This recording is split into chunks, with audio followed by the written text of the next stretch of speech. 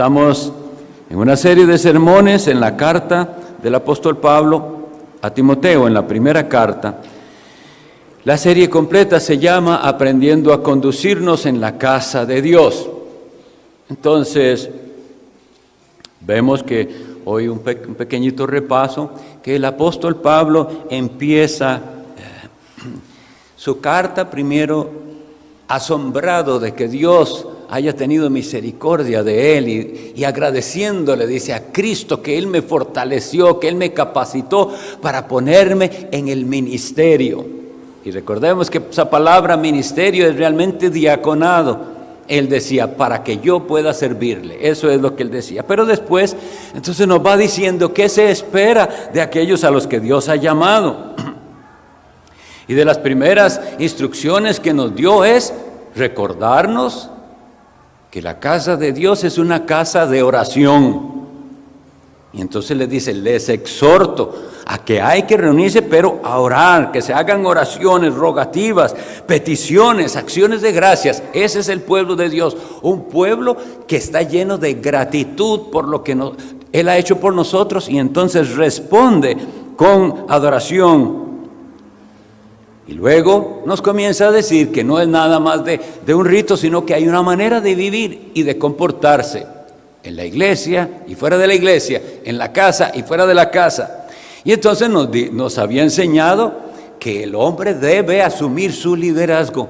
Y recuerdan que vimos donde decía, quiero pues que los hombres oren en todas partes, levantando manos santas. Y estuvimos viendo cuán importante es que el hombre aprenda a liderar espiritualmente en su casa y en la iglesia.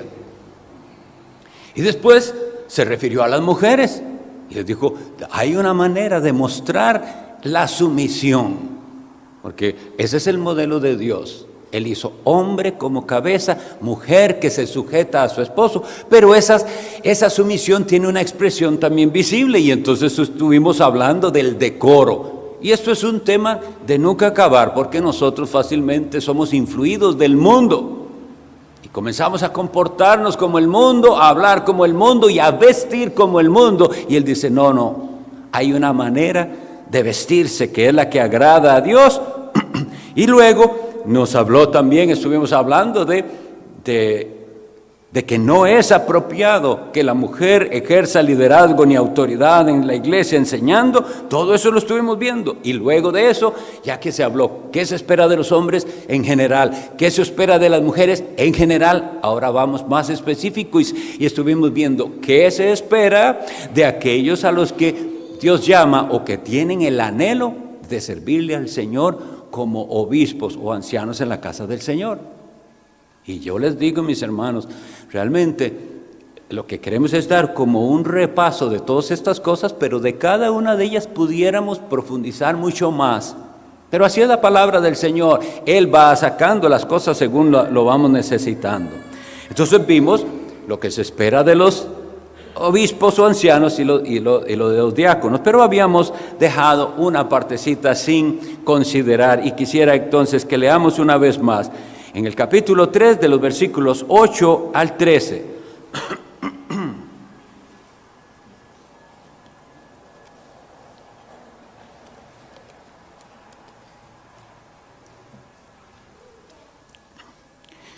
Dice así, los diáconos asimismo deben ser honestos, sin doblez, no dados a mucho vino, no codiciosos de ganancias deshonestas, que guarden el ministerio de la fe con limpia conciencia.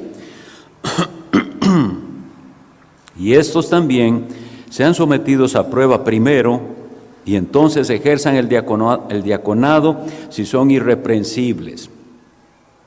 Las mujeres asimismo sean honestas, no calumniadoras, sino sobrias, fieles en todo.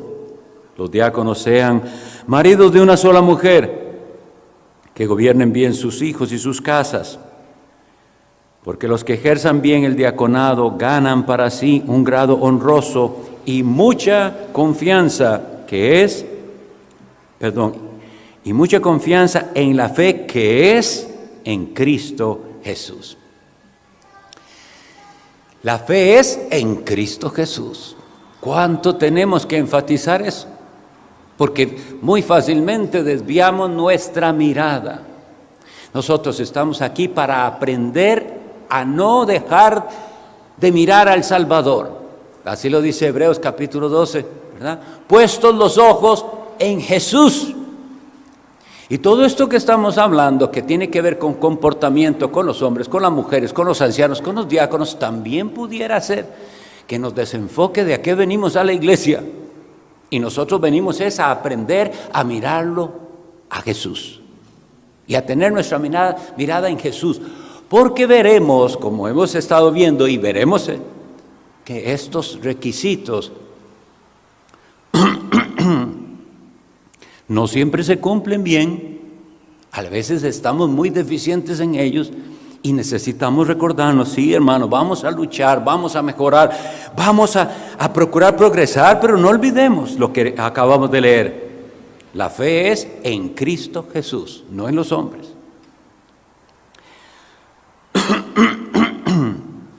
Disculpen. Bueno, el versículo que habíamos dejado sin considerar es el versículo 11. Y dice así: las mujeres, asimismo, sean honestas, no calumniadoras, sino sobrias, fieles en todo. Hay tres posiciones con respecto a la interpretación de este versículo. Yo se las digo las tres y creo que ambas, no hay problema en tomar cualquiera de esas tres, pero creo que hay una más acertada, en mi opinión. Hay quienes pensaban que se refieren a las esposas, a las esposas de los ancianos. Hay quienes piensan que se refieren a las esposas de los diáconos. Y en mi opinión, como ya habíamos hablado de los hombres y de las mujeres y estamos hablando de los diáconos, es más probable que se refiera a las mujeres o esposas de los que ejercen el diaconado. Sin embargo, como les he dicho en todas las predicaciones anteriores, todo lo que aquí se nos pide de los ancianos y de los diáconos, de los hombres y de las mujeres, es para todos en realidad. Así que yo les dejo ahí, yo sí considero que se refiere más específicamente a las mujeres de los diáconos, pero hoy les reto, bueno, si usted, hermana, no es una mujer esposa de un diácono, ¿significa que usted sí puede ignorar este versículo? Pues no, yo considero que lo que aquí dice es no solo para estas mujeres esposas de los diáconos, sino para todos nosotros, y vamos a verlo por qué es así.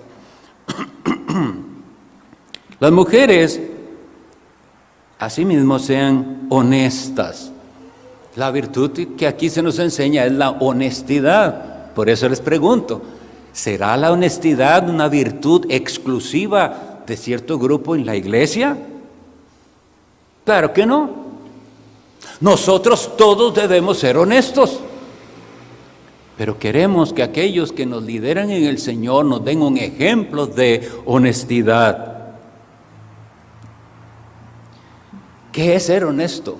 ¿Qué implica la honestidad? La honestidad implica justicia en los negocios. Un ejemplo básico: vender al precio correcto y justo. No todos aquí se dedican a comercio, pero nos sirve mucho el ejemplo. ¿Se ha dado cuenta usted de alguien que está vendiendo más caro de lo que debería costar? Ese no está siendo honesto. Nosotros no vendemos, pero prestamos servicios tal vez. Ustedes trabajan en el área de servicios y le pregunto, ¿es la tarifa que usted está cobrando justa según el servicio? ¿Es su trato justo independientemente de a quién se lo está brindando? Hay una deshonestidad que permea y es aquel que cree, ok, dependiendo del que le venda, le voy a pedir el precio. Es decir, si ve que es una persona rica o de dinero, le cobra más. Si ve que no es tan rico, entonces baja su precio. Eso es deshonesto, porque el artículo que usted vende tiene un valor y ese es el valor. Ahora, si usted quiere rebajarlo por alguna otra cosa, usted está siendo misericordioso. Pero estamos hablando de lo contrario, de la deshonestidad, de no tratar a las personas independientemente de cuál sea su estatus. No sirve también para nuestro trato unos con otros. ¿Hay honestidad entre nosotros? La honestidad es completamente contraria a la mentira. Y la mentira no solo es decir algo falso, sino modificar la verdad, exagerarla o minimizarla.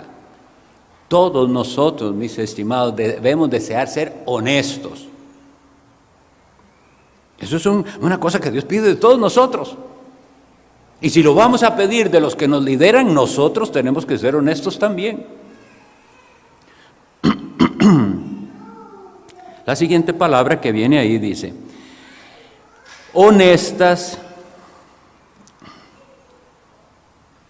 Vamos a dejar la segunda, esta porque es donde quiero tardarme más, donde dice, no calumniadoras. Vamos a ver dos primero, sobriedad y fidelidad. Dice, deben ser sobrias. Y está muy relacionado con la honestidad. Vamos a recordar también, antes de pasar a eso, que la honestidad es usada en la Biblia muchas veces con respecto a la clase de vocabulario que tenemos. ¿Es su vocabulario honesto? Leo lo que dice la palabra de Dios para ustedes, presten atención. Efesios 5:4 dice, ni palabras deshonestas de ni palabras deshonestas, ni necedades, ni truhanerías. La palabra truhanería viene de truán, un tramposo, sino antes bien acciones de gracias. Eso se pide de todos. Colosenses 3:8 dice, ni palabras deshonestas, ni necedades, ni truhanerías que no convienen, antes bien acciones de gracias. Para terminar, el dato de honestidad es, ¿qué pasó con el lenguaje? Se ha degradado. El mundo habla. Antes la gente sabía lo que era hablar, digamos que el español normal y folclórico, y lo que era hablar pachuco, que se llama, que eran palabras que no en sí mismas eran malas, pero que las hablaba cierta jerga, los vagabundos, los viciosos, los que están ahí. Eso era antes. Ahora es el lenguaje de bar y de cantina y de salón, es el que todo el mundo usa. Antes los hombres tenían una cierta manera de hablar y si había una señora, no se atrevían de decir ciertas palabras. Y hoy no hay ningún reparo en decir ciertas palabras, haya hombres, haya mujeres, y peor aún son las mujeres hoy las que tienen ese vocabulario. Bueno, Dios nos llama a ser honestos en nuestra conducta y en nuestra manera de hablar, a todos. Todos debemos hacer un esfuerzo, porque hay incluso palabras que nos parece que eso no es nada, y nos vamos descuidando. Debemos tener un hablar honesto, limpio, y eso nos lleva al otro sentido de la honestidad, que es la transparencia, que no haya en nuestro hablar un motivo escondido. Así como habíamos dicho de los diáconos, que sean sin doblez, que no tienen doble palabra. La frase ahí usada, recuerdan que habíamos visto, es dilogos, tiene dos maneras de hablar dependiendo con quién habla. Pensemos, este pecado es grave porque si no hacemos un examen concienzudo, pensamos que no tiene que ver con nosotros. Y a veces, si usted para y dice, ¿por qué estoy haciendo esto? ¿Por qué lo hice? ¿Detrás de qué voy yo? Nuestro corazón engañoso nos hace caer en la trampa de pensar que estamos actuando por esto y realmente es por lo otro. Como cuando el otro día, hace tiempo les comentaba, de la trampa de aquel que viene con un chisme a decirle a otro, hermano, le voy a contar algo para que ore.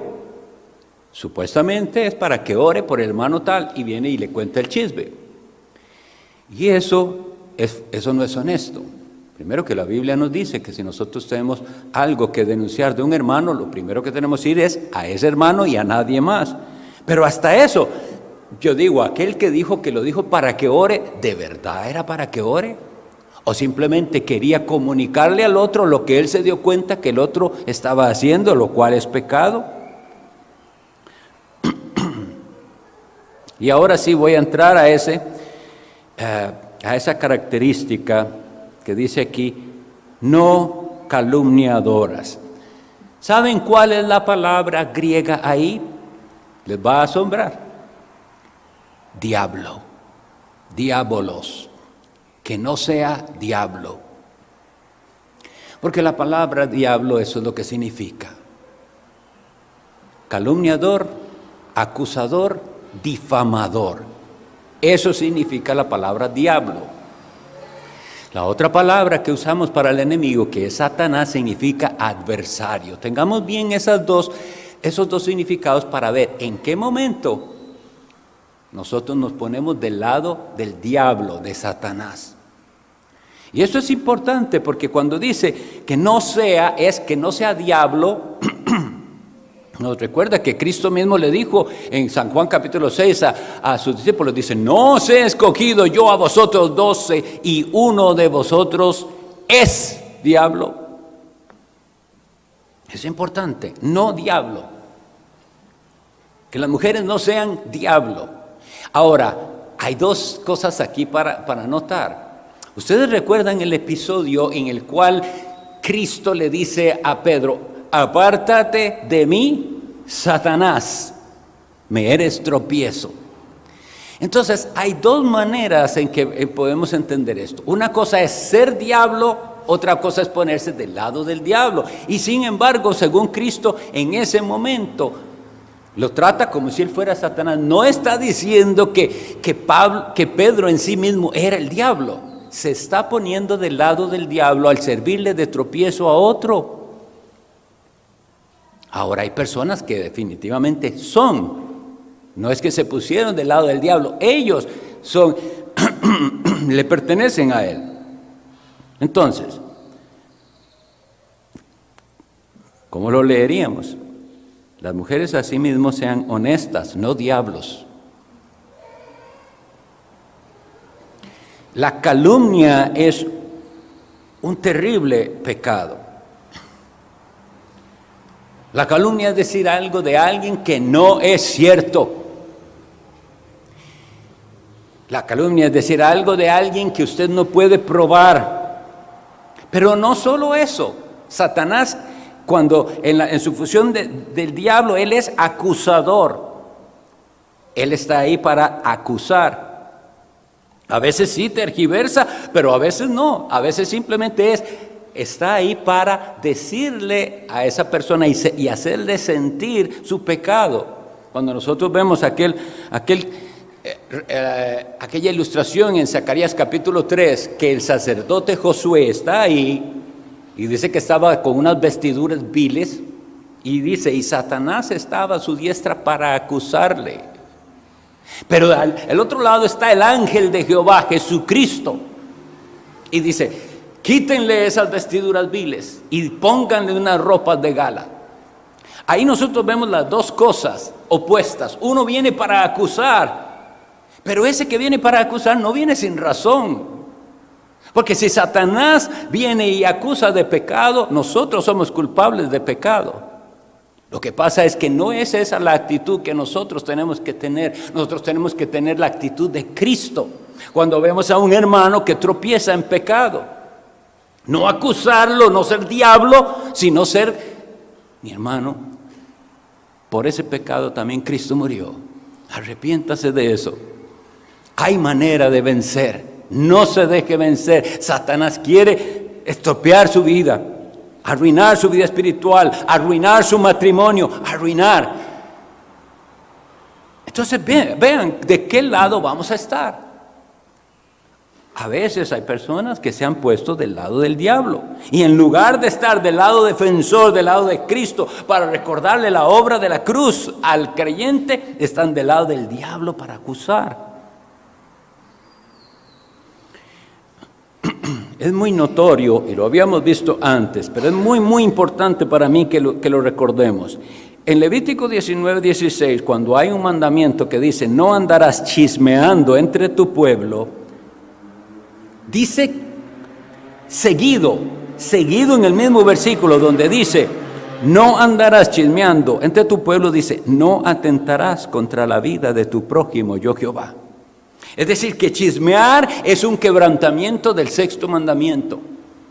Usted no va y mata a su prójimo, pero con sus palabras usted lo daña y está quebrantando el sexto mandamiento.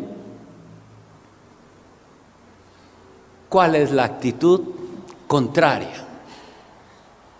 Ser defensor y pacificador. No una persona que está evaluando a los demás para ver quién hace algo malo y acusarlo. Y viene, como les digo, hasta con una motivación, pastor, o a quien sea, o a su esposo, o a quien sea, tal vez no al pastor, pero ¿te fijaste con la ropa tan ajustada que llegó la esposa del tal? Eso es ser diablo.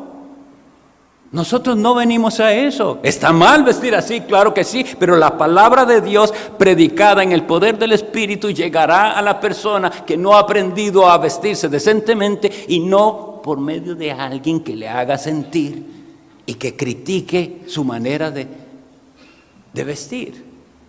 Eso no está bien, mis hermanos, y la Biblia dice que no sea así, porque la otra persona, el que vio el defecto, por ejemplo eso, una vestimenta deshonesta, que sí es incómodo, sobre todo para los hombres, ver aquello, un escote mal pronunciado, bueno, todo lo que vimos de la falta de modestia, que se hace, no ser diablo, no ser acusador, no ir, sino orar y pedir, bueno, tal vez mi esposa o tal vez una hermana se puede acercar y se viera qué buena la serie que una vez vimos. Bueno, de alguna manera, con sabiduría, con amor, no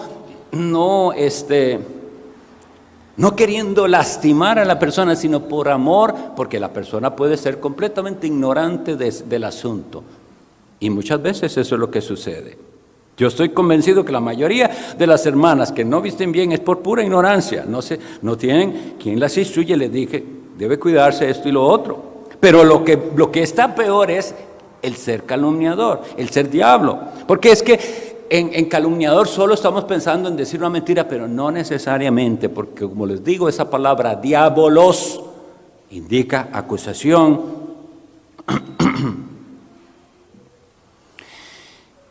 ¿Cómo debe ser la iglesia? ¿Cómo quisiéramos que sea la iglesia? Lo había preguntado la vez anterior. Y bueno, cada uno puede tener sus estándares. ¿Cómo quisiera yo que fuera mi iglesia? Pero usted debería preguntar, ¿cómo quiere Cristo que sea su iglesia? Lo otro que nos dice es que ellas deben ser sobrias y fieles en todo. La necesidad de la sobriedad. Esa palabra se usa mucho aquí. Es una persona controlada que no cae en excesos de ningún tipo, ni de comida, ni de bebida, ni de aficiones, no excesos en nada. Pero ven, ¿para quiénes es esto? Para todos nosotros, para ustedes y para mí también, no solo para cierto grupito. Se espera entonces que cada uno de nosotros crezca en un autocontrol, que es el fruto del Espíritu Santo.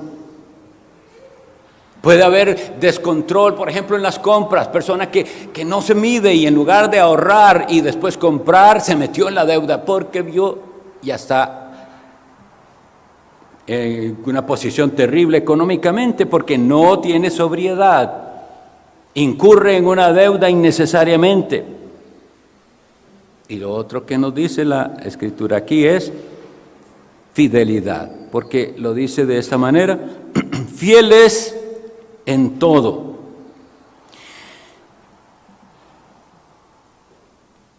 ¿Qué piensan de esto, mis estimados? Fieles en todo.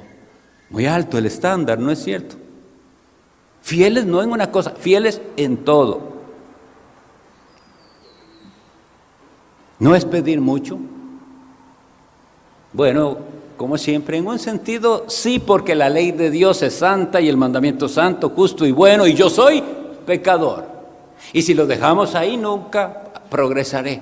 Pero se nos olvida lo que hoy leímos en Romanos 6, que ya no es lo mismo.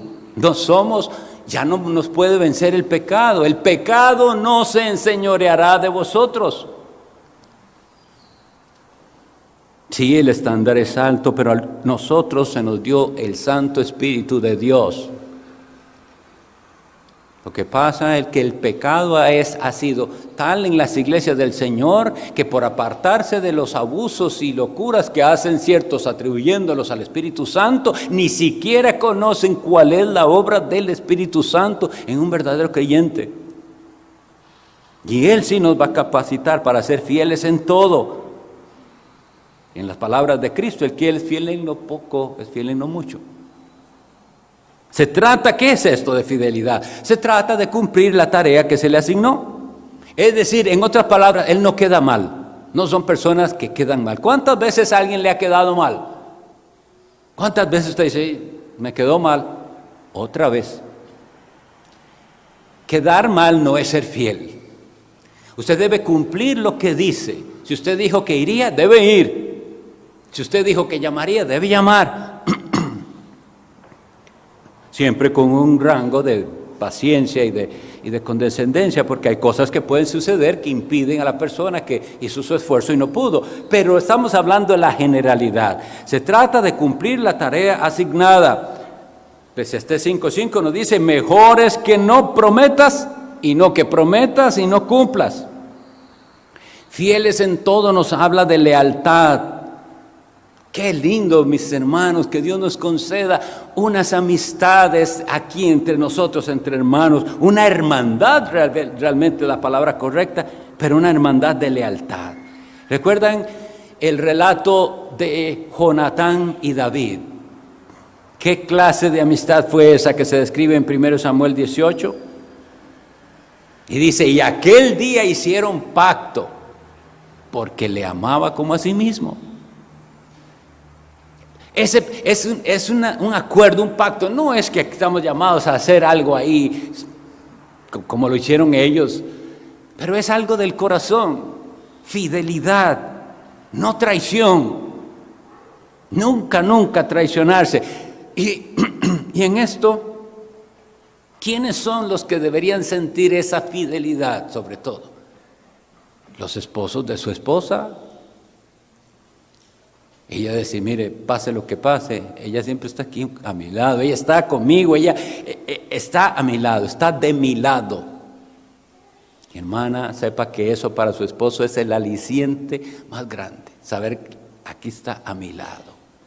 Y al revés tú mismo, ella tiene que saber que no tiene a alguien que la corrige constantemente, sino que tiene a alguien a su lado, que por ella hace lo que sea. Marido de una sola mujer, eso es lo que significa, ¿recuerdan? Hombre de una mujer, por ella hace lo que sea. La lealtad es necesaria en el matrimonio. Recuerden que en Malaquías 2:14 le llama a la esposa la mujer de tu pacto. Hoy en día la gente quiere unirse sin hacer el pacto. No somos animales. Los animales sí pueden unirse sin hacer pacto. Los seres humanos creados a la imagen de Dios hacen primero un pacto y se unen. Pero esa lealtad, qué precioso es. Yo puedo por experiencia decirles qué hermoso es sentir a los que usted sienta, por ejemplo, de su familia. Qué lindo, solidaridad. Estamos juntos en esto, y sea juntos en toda ocasión, sean las buenas, sean las malas. Si no se promete eso cada boda, en riqueza y en pobreza, en salud y enfermedad, para bien o para mal. Y esas palabras se olvidan fácilmente y los que las prometieron lo quebrantan. Pero aquí nos dice, fieles en todo, comenzando por estos pactos solemnes.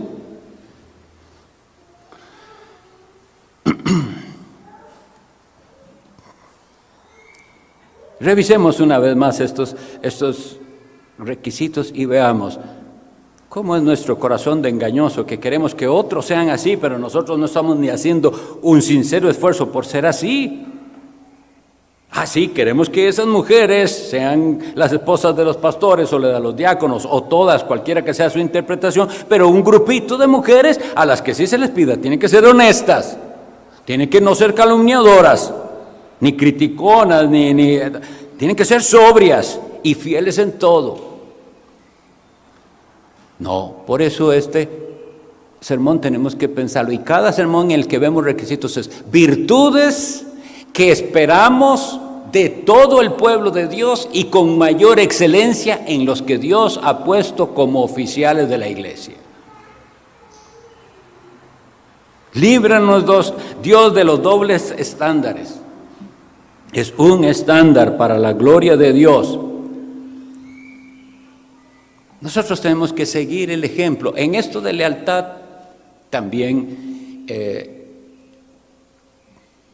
hay qué decir con respecto al neófito. Recuerden que habíamos visto no un neófito y que les había dicho que un neófito no significa simplemente un nuevo en la fe, sino que tenía que ver con una planta que ya tenía. El neófito es la planta recién plantada. Usted toma una planta y la siembra, pero esa planta todavía sus raíces no han pegado bien, como decimos los que les gusta la jardinería o así.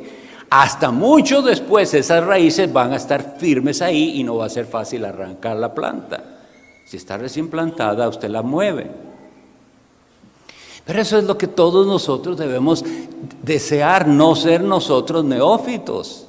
Es decir, echar raíces profundas que nos sostengan.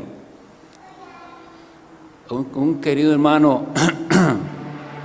Bueno, el hermano Arturo y Fiorella me contaban, para los que los conocen, que una vez visitaron el Tabernáculo Metropolitano allá en Londres, la iglesia de la cual fue pastor Charles Spurgeon, una iglesia fiel, hermanos buenos ahí, pero me comentó algo que me sirvió mucho de ejemplo de lo que deberíamos desear, y es con respecto a esto de echar raíces. Conocieron una pareja y conversaron con ellos. Yo creo que ellos andaban, era de luna de miel o algo así. Y les dice el señor y la señora: nosotros aquí nos conocimos en esta iglesia, aquí nos casamos y aquí le servimos al Señor desde hace 40 años. Eso es echar raíces. Desde hace 40 años. No que no hayan salido, decían ellos, oportunidades de un mejor negocio allá, mejor nos va. No, es que aquí echamos raíces por esta convicción de que el Señor nos puso a servir aquí. Y solo preguntémonos, en esos 40 años no habrá habido problemas, más de uno, pero como tienen esa convicción y las raíces estaban bien, esto lo tenemos que pasar juntos, así como en el matrimonio. En las buenas y en las malas, en salud y enfermedad, en riqueza o en pobreza. Fieles en todo. Y si nosotros logramos, por la gracia de Dios, esto, estaremos dando un buen mensaje a la siguiente generación, porque nosotros vivimos en una generación bastante inestable. Leía un artículo, después creo que a algunos se los pasé, debe leerse con el entendimiento de cuál es la intención del autor. No estoy diciendo que es pecado pasarse de un trabajo a otro trabajo mejor, jamás. O sea, hay oportunidades que el Señor abre, pero hay una cierta tendencia hoy en día en los jóvenes que les hace estar intranquilos y en ningún trabajo parece que quieren echar raíces. No son fieles a su patrón porque ya no hay esa relación obrero-patronal como antes. Sobre todo en los Estados Unidos se veía gente que decía, aquí comencé a trabajar a los 20 años y ya me estoy jubilando con mis 35 o no sé cuántos años de vida laboral a un patrón. Fieles en todo. Ahora, sabemos que, por eso les digo, no estoy estableciendo una regla, no tiene que ser así, pero quiero decir, ¿qué mueve? ¿Qué es la insatisfacción constante que le hace a usted pensar que hay otro mejor empleo? Hay otro mejor empleo. Y lo mismo sucede con la iglesia.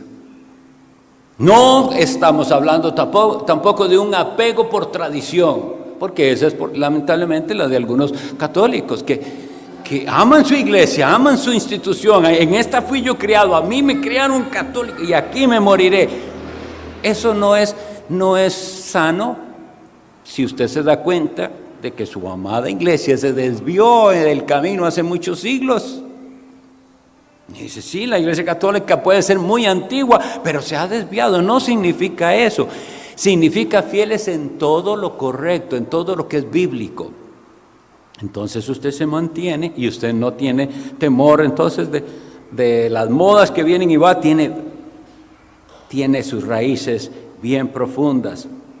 Bueno, hemos visto varias cosas, entonces cuidémonos para ser fieles en todo, no por tradición, sino por convicción. Por convicción. No es apego a la tradición, sino un compromiso y lealtad. Y lo necesitamos todos, esposos y esposas. Revise los votos matrimoniales. De Cristo se dijo, en Marcos 7:37 dice así, y en gran manera se maravillaron, diciendo, bien lo ha hecho todo. Ese verso vino a mi mente porque se pide aquí algo que solo Cristo puede. Fieles en todo.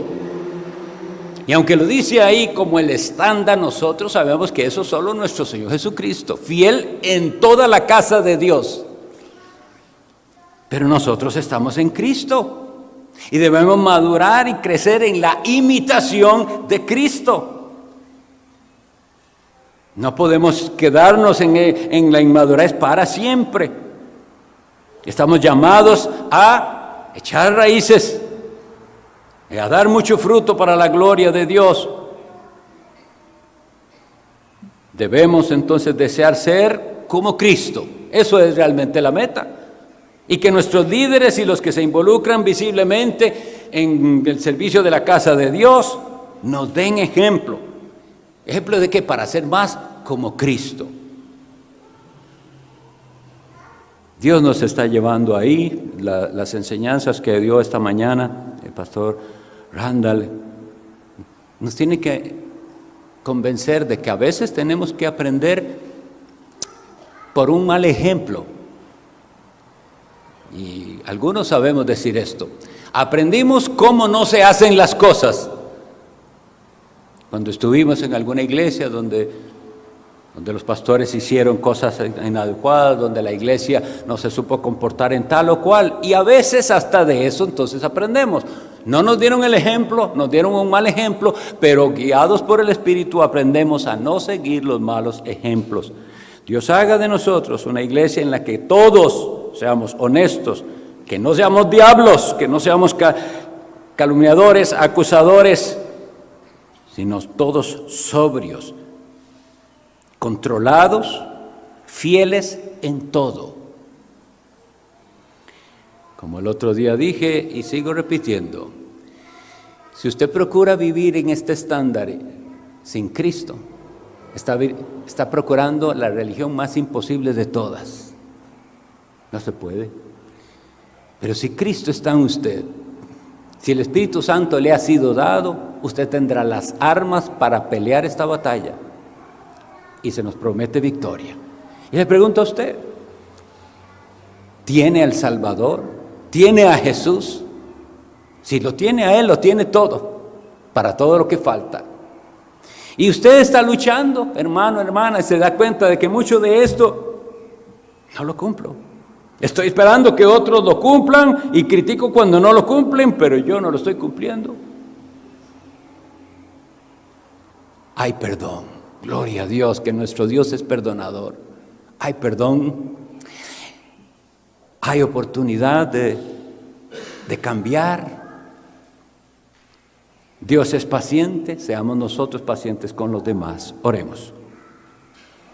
Bendito Dios, te damos gracias porque esta mañana nos has querido hacer ver nuestros pecados.